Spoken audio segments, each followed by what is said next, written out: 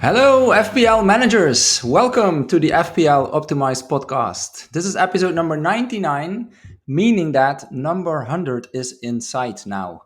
Are you excited about that, Sertalp? Yeah, definitely. Didn't think we would reach 100 episodes. No. Like that was a big dream of us, I guess. So Yeah, I'm yeah. very excited. I think we can stop after this. We reached our goal, but probably we'll keep going. Yeah. So yeah, I am Bas, the casual manager, and my co-host is Sertalp, the data scientist. And this is the podcast in which we combine analytics with the good old eye test. Data or grass, or data and grass? That's the question.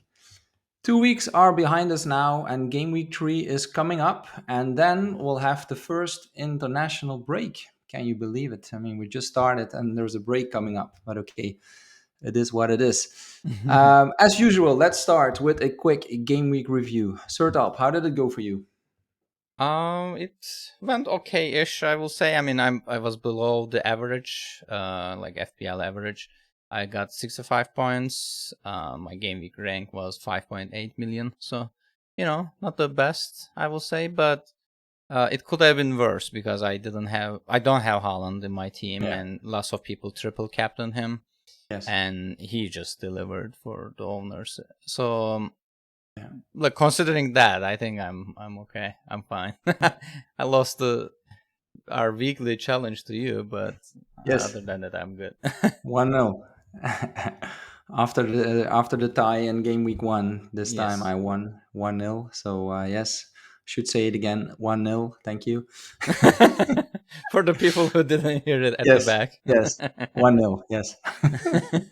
Okay. So no, 77 points, and of course, for a big part, thanks to Captain Haaland, and also thanks to, I think, well, yeah, what is turning out to be quite a reliable defense. So I'm quite happy with that. With Gabriel, Trent, and also Porro, so that's quite decent.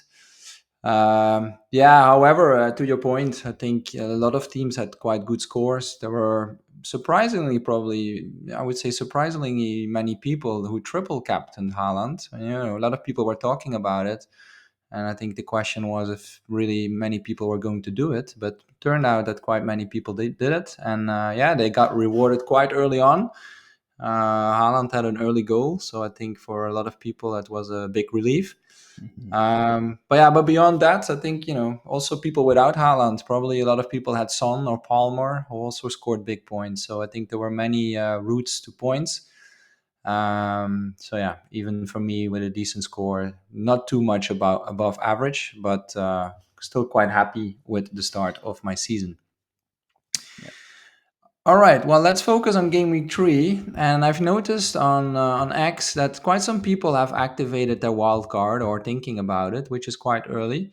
I think those are especially the people who probably didn't have a very good start, or in many cases having to deal also with injured or benched players. And of course, yeah, as we said before, there are many strategies, and an early wild card is certainly something to consider. So, with this in mind, I think today we can actually look at an optimal team again, as it will be relevant for those Mhm. people. And even if you're not wildcarding, I believe that info is still interesting, as the optimal team still has a lot of players, of course, who you can also consider for your transfers. Mhm. So, Sertup, what could you prepare for today? So I think some of the people who are also wildcarding, they are trying to keep their team value intact because there are lots of players who are Yeah, dropping in price. I indeed. Yeah. also I also moved a little bit early. I will talk about it in a Okay. bit. Me But too. oh, okay, that's good. Good. So you're no longer a casual player. You're like an engaged manager. You're checking the Yes. daily prices and whatnot. In terms of monitoring price changes, yes. Even though last week I said I didn't want to do that, it was Yeah, a little you bit did. different. But we can come back on it later. Yeah. Okay. So let me start with the optimal wildcard team for 8 game weeks ahead of us without transfers. So this is the ensemble data, meaning that we are taking the average of certain models, and it is also with default parameters. So that this is not going to maximize your points, but it also considers some other stuff like budget you have in the bank, or how many transfers you are scheduling. but this one is Yeah. without transfer. So in the goal we have Martinez. So they have pretty good fixtures. I will also talk about it in a second. But Yeah. in defense we have Gabriel, Konsa, Robertson. In midfield we have Saka, Rogers, Mubemo, Palmer, Eze. And in forward we have Haaland and Armstrong. On the bench we have Iverson as the bench goalkeeper, but Joe Pedro. Joe Pedro is on the bench for this week, but for remaining of the horizon he plays. Yeah. We also have Johnson on the bench and also Dunk, who plays 3 out of these 8 games. So what do you think about this team, Bas? Pretty good, and I have many of the players, so that's good for me too. But no, I think defense. To your point, I think Villa has a good run of fixtures coming up, and of course, you can invest in their defense, or of course also in their attack. I think a lot of people are looking at Watkins also. Arsenal has already proven to be very reliable again, so I think anyone who didn't go for Arsenal from the start in the defense probably regrets that. And then Robertson and Trent have been looking good, both of them. Robertson is, of course, a little bit cheaper, so can understand why people would go for him, even though I have Trent and I'm happy with that. Yeah, and then in the midfield, I think Rogers has been really outstanding, right? Not really yet in terms of points, but based on the eye test, I think anyone who watched the first 2 games Mm-hmm. has been impressed by even against Arsenal in the last game. He was he was still quite dominant on the ball. He was dribbling and he looks really good. I didn't know him that well, to be honest, but at that price, I think it's 5 million. Of course, it's a great enabler. Mbuemo, I'm really happy that I have him from the start. He had a good game week 1. Last week I benched him because it was against Liverpool, but now again a good home game against Southampton. So I'm looking forward to that. Yeah, and then Palmer, Eze, Haaland, Armstrong. Yeah, it all looks quite good. Even though also Eze didn't score too many points, actually very little. But yeah, he's been looking really good, right? His numbers look good.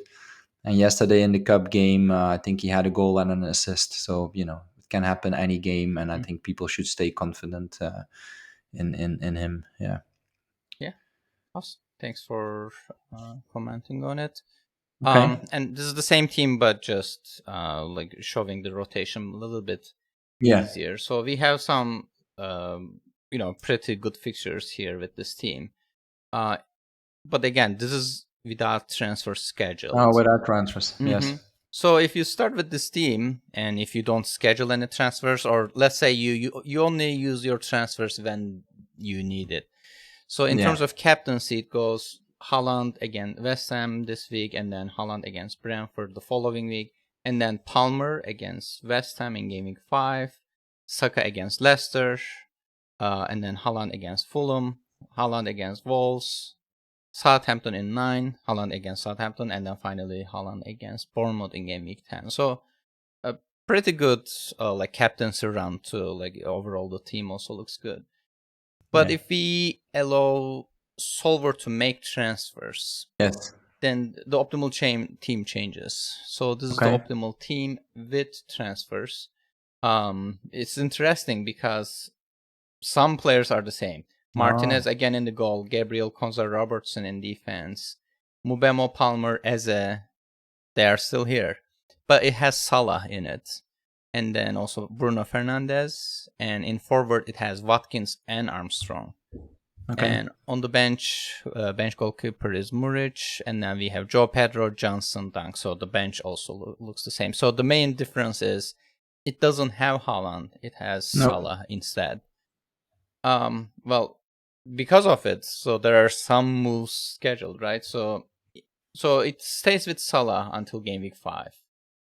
And then it sells Salah for Saka in game week 6, where Arsenal is playing against Leicester, and then they play against Southampton. So those 2 game weeks are pretty nice.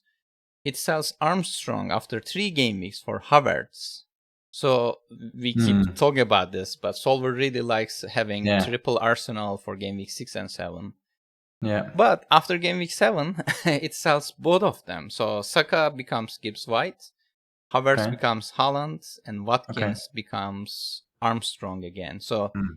it starts with Armstrong, sells for Havertz, and then sells Watkins for Armstrong. So essentially, like sells and buys them back. But anyway, so if you have this team, so these are on the 5 most scheduled. If you have this team and if you can follow this plan, you have Palmer against Crystal Palace this week as your captain, and then you have Salah against Nottingham Forest in 4, and then Salah against Bournemouth. Then you captain Saka against Leicester and Southampton in 6 and Mm. 7. And then you have Haaland against Wolves, Southampton, and Bournemouth in 8, Okay. 9, and 10. So, well, obviously, when you schedule transfers, your projected points is higher, obviously, because you are losing some flexibility, but you are earning more points. So, Yeah. well, ideal team is somewhere in between, right? So, because like if you allow transfers, if you schedule too many transfers, you know that you won't be able to follow it, so Yeah. that you will bleed EV. If you don't Yeah. schedule any transfers, then it's just a static team. You are also Yeah. losing EV.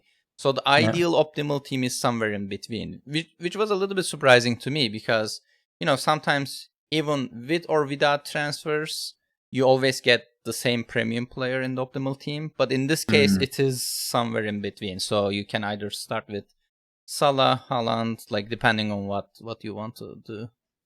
Yeah. Yeah, and I see also on X quite some discussion on selling Haaland Hmm. because I think everyone who had him from the start, especially did it for the game week 2 game Yeah. in against Ipswich, as we saw. Right, he scored a hat trick. I think he could even had 4 or 5 goals actually, because we know that that's what Haaland can do. But just looking at the fixture run now for City, so now they play against West Ham away, Brentford at home, and then Arsenal at home, Newcastle away, and then Fulham at home. So yeah, the next run is getting a little bit tough, especially of course with Arsenal and Newcastle. Personally, I don't mind it too much because I think Haaland, can score in any game. But at the same time, like we saw last week, like for the teams that don't have Haaland and can spread the funds and probably had Son or Palmer, in some cases they might have even had more points than the Haaland team. So yeah, there are just so many different strategies, and I guess like yeah, when you sell Haaland, you're kind of spreading your yeah you're spreading your bet, huh? Or how do you say that? You're kind of You spreading spread the your risk funds. because Yeah, yeah. you spread your funds and you have more options to score points. Yeah, so Yeah, I I can mean, see that's like as a person without Haaland, that's what I'm hoping that people will yeah stick with Haaland because I feel like most analytics players, they will, who started with Haaland, they will sell him. But yeah at Haaland's price point, like yes the rest of the team is weaker, right? Obviously, because you are like allocating yeah all that funds for Haaland. yeah So yeah, my hope is that people stick with Haaland so that the yeah Salah teams like me can get points with their yeah other better yeah. players in other positions. But Yeah, and you know, Salah has been looking really good as well. yeah, So we'll see. you can bet on the fixtures, especially as you said, game week 4, Nottingham Forest at home, game week 5, Bournemouth at home. Those are interesting fixtures. Hmm. Yeah. Okay, good. Okay, So yeah. again, yeah, anyone on a wild card, I think you have two options here to consider: one without transfers and one with transfers. So yeah, I hope it's something you find interesting. Hmm. I think that And was it for the optimal team. the next segment is Boss's eye test selections. The abbreviation I came up with, bets. So, well, these are obviously not your exact eye test, but some of the players you wanted to mention. So Yeah, I wanted I to give didn't you make the your own list very long. segment First of all, dedicated. congratulations with coming up that with this nice name. That I Spencer. know you're quite proud of it. Well done. No, I did watch quite some games again, and there were more names that I could mention. But I think a few interesting ones that are also based on the transfer market is Kepa, who is one of the 20 goalkeepers at Chelsea, or I don't know how many they have. I think they had 8 or something. And Kepa, I don't know if it's fully confirmed, but it looked like almost confirmed he's moving to Bournemouth. And yeah, I think Kepa is of course a quality goalkeeper, and Bournemouth has been doing quite well as well in the first 2 game weeks, also defensively. So I think Kepa for 4.5 million at Bournemouth, if he's starting, could be an interesting option, because I think we're Mm-hmm. still kind of looking for the best goalkeeper at that price point. I think the people who went for Pickford are probably not too happy. The people who went for Henderson maybe also not. But yeah, things can also change, of course. We just had 2 game weeks, but Kepa could be interesting. And the other one I really find interesting, and I honestly I didn't actually realize this, but Semenyo this year is a midfielder. I owned him for a couple of weeks last season. He's of course at Bournemouth as well. Last season with Solanke, he was just a cheaper option in the attack at 5.5, and also sometimes scoring points, either assist or attacks, or goals. Sorry, I should say.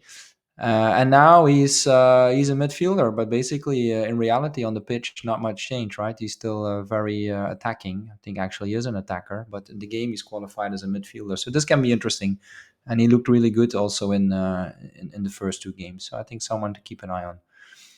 Now, the other thing I wanted to mention is the transfer market deadline.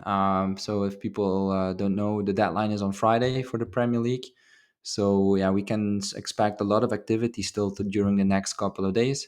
I think we saw that today already with Chiesa moving to Liverpool. There's also a lot of rumors that Darwin might leave, maybe even to Arsenal. So, yeah, those are of course interesting moves, and that's something we should keep an eye on, of course, as it can also be relevant for our FPL teams. Yeah, so that's the recommendation. Keep an eye on the transfer market, as there could be still some interesting moves. Mm-hmm. Are there any potential transfers you are following with interest, Sertalp? I guess you're looking at what's happening at Liverpool, as you're also a Liverpool supporter. Yeah, I was actually asking about Liverpool's.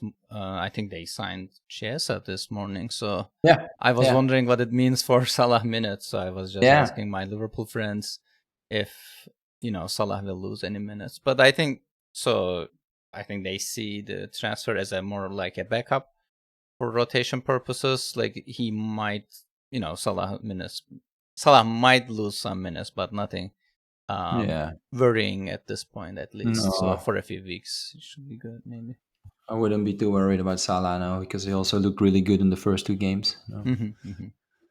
All right. Well, then, talking about transfers, we mentioned we already made some transfers. So I'm wondering what you did. Just in my case, yeah, indeed, I was watching the price drop prediction, and also I had 2 issues to fix in my team. I had Nkunku, who of course is a risk now in terms of minutes, even though I still think he can return points in the next game. But Chelsea having so many options, and Nkunku being benched last game, I just yeah, I can't rely on that. Plus, on top, I also wasn't really impressed by Chelsea. It might sound strange by the big score they had, but anyone who saw the first half, they really weren't good, and Wolves really gave them a lot of trouble. And of course, second half they fixed that, as they have a lot of attacking power with. Especially also with Palmer giving running the show and giving a few assists, but Mm-hmm. still overall at this moment, I don't mind going without Chelsea. And I also sold Murphy, who I had from Newcastle. I said that Yeah. already in the beginning. I actually wanted to have Gordon, but I couldn't afford him. I went for Murphy, but yeah, I think they're just better options. So instead, I went for Rodgers, who looked really good. And it gives me a Villa player for their good run of fixtures. And I also took Mitoma, Mm-hmm. who will have 2 good home fixtures. Not yet now in game week 3, but in game week 4 and 5. So I just need to cross my fingers and hope that he will stay fit during the international break. Oh wow! So you Um, made 2 transfers. That's impressive. yeah, yeah, yeah. I had 2 free ones, and yeah, originally wanted to keep them, but then based on the results and also based on the price drops, and I could see that I could move Nkunku and Murphy to Rogers and Mitoma. So I was, yeah, that just felt better to me. Okay. Okay. And what did you do then? You made one transfer. Yeah, I made one transfer. I sold Nkunku for Eze. Okay. Um. Yeah, I wasn't sure what to do. He was dropping in price, so I knew I wanted to sell Yeah, him, but wasn't sure. But Eze I seemed like like it. the logical choice. Yeah. Probably a very analytical move because I think some people, based on eye test, might move away or saying, "Oh, he didn't score any points," but the underlyings are still very good, I Yeah, would say, yeah, and his the involvements were projections as well, right? Yeah, exactly. His involvements were pretty good. nice. Solver is also suggesting me to sell Vicario, which was a kind of like a mistake on my part to start the season with. Solver wants me to sell Vicario for Martinez. Actually, we just Okay. have seen him in the optimal team, so um, I'm thinking about it. I mean, I'm not sure if it is worth like using my free No. transfer, but like like if you compare Tottenham's run against Aston Villa, like it is a little bit obvious that going with Martinez is better. Like if I didn't have any concerns, but having Yeah. a free transfer during the international break Yeah. is also nice. So I'm not sure. Yeah. I Maybe just I wanted can to give say him that. 1 more week. Yeah. Yeah, like anyone who can save a transfer and can have two or maybe even three during the international break, I think that yeah, that will be a Yeah. great position to Yeah. be in. Yeah, that's definitely worth something Yep. as well. All right, excellent. So we went early with the transfers, which is a bit unusual. Hmm. But yeah, also many people are commenting that we see so many price changes. It feels like it's more than in other seasons. So definitely something also to keep an eye on. And some people also getting upset if they missed it and they wake up in the morning and suddenly they are priced out of the moves Hmm. that they had in mind. But of course, there are always alternative options. Sure. All right, well, let's look at the captaincy options for game week 3. And I think it will probably be an interesting week with different good options to choose from, right? I mean, Holland is pretty ahead here. Okay. Like 7.3 expected value in the ensemble model, and the second player is Palmer with 6.8. So All these right. two are probably your main choices. Yeah. Um, but following the list, we have Saka in the third place with 6.2, and then Salah is also around 6.2. We have Mubemo 6.0, All and then right. Isaac at 5.9, Son at 5.5, and finally Havertz at 5.3. So I also checked the Fantasy Football Scouts captaincy poll. 42% of the people voted for Haaland, 22% of the people voted for Palmer, and around 7.6% of the people voted for Salah, and then 6.5% for Saka. So I assume these four players will be the most popular choices. And in the analytics Discord, Haaland is leading with 69% of the votes. And then the second player is Saka with 19%, Palmer at 9%, and then we have Mubemo and Salah around like 1 or 2%. So yeah, for most people, I think Haaland will be the captain. I feel like. But Yeah. what do you think? Are you also going to captain Haaland? Yeah, for me too. I mean, I have Haaland, and I think he's in really good form. He said it himself, right? He's really fit as well. He didn't play any international football during summer, so he's rested. And I think anyone who has him, it makes a lot of sense to put the armband on him. Um, Even though West Ham, I think, well, they lost the first game, but in the second game they won. I think they made some really good investments. I mean, they Hmm. bought some good new players. So West Ham won't be easy, but City is City, and Haaland is Haaland. So I will put my money on him. Yeah. Also because I don't own many of the alternative options. Like I don't have Palmer, I don't have Saka, I don't have Salah. So yeah. Yeah, yeah. And Saka, yeah, that will be interesting. Arsenal against Brighton. I'm looking forward to that game because last year we said Brighton, good in the attack, not so good in the defense. Based on the first two game weeks, it looks like they are a bit better in the back. Hmm. So let's see if this will be a good test case for Brighton, and the same for Arsenal. That will be a really interesting game. Yeah. Yep. Okay, cool. So that gives the captaincy options for the game week 3 for anyone Hmm. to consider that. And I think that's it for today. Was there anything else you wanted to cover, Sertalp? No, that was all. Okay. Then let's take a quick look at the mini league. We have 338 teams in the league. It feels like that's already more than we had last year. Yeah, Definitely I at have a this question to you. season. Yeah, Did you just renew the league from last season, or did you create a new one? I had to create a new one. Oh, okay. I don't know why that is. Like, I still have a few old leagues that get renewed every year, but then other Mm-hmm. leagues just stop. And I looked at it when I was creating new ones. There's not like an option that you can say, hey, Oh, just okay. keep this one. So I had to renew it. Yeah, good Okay. point. Okay. That's also why we're sharing the code again. So it's GXNDK. So anyone who's not in it, and I think actually you're not in it. So I didn't. I because I always thought you renewed the league. I was looking at it. I'm like, wait a no, second. no, Why no. am I You not need in to, this league? yeah, I you need joined to use later. the code again. Yeah, Yeah. yeah, that will be good. And yeah, looking at the top three, we have number one, a good team name, Snoopy Udogi Dog, from LJ Fraser, who had a game week of 100 points and 196 in total. So that's a really good start. And number two is Carl Prendergast. He had an even better game week, 115 points. So probably a triple captain Haaland, I assume. And he's on 185 total. And then number three, the team is Hala Land from Abhishek Rai, or Raj, I should say, probably, with a game we score of 108 points and a total of 176. So yeah, a few teams that made a good start. But as we said already before, FPL is a marathon. It's not a sprint. So yeah, a lot of things will still change for sure. And before we close, yeah, we have a request to our listeners as we will celebrate our 100th Mm. episode next week. It would be great to get your questions so we can make it a kind of ask us anything session. And that's a bit also how we started our podcasting adventure by answering questions from True. Twitter. True. True. So we think this can be a nice way to celebrate our 100th episode. So yeah, send us a question either on X or leave it in the comments on YouTube. And anyway, because next week is an international break, it's actually very well planned by us, I would say, that we have our 100th episode in that week and that we can focus a bit on questions, whether it's about analytics, whether it's about, the way we play the game, our podcast, or just about us in general.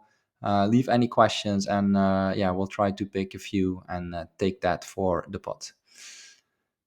Okay, that's it then for today. So, as Hmm. mentioned, next week we will be back with episode number 100. You can subscribe to the podcast so you'll get notified when the next episode is out. And you can also follow us on X. For Sertalp, it's at Sertalp Bilal. For me, it's at BelfiBB. And we also have a separate account for the pod, which is at FPL Optimized. And on top, but you probably know that by now, you can also find FPL Optimized on YouTube. Until next time, stay curious and stay analytical. Goodbye.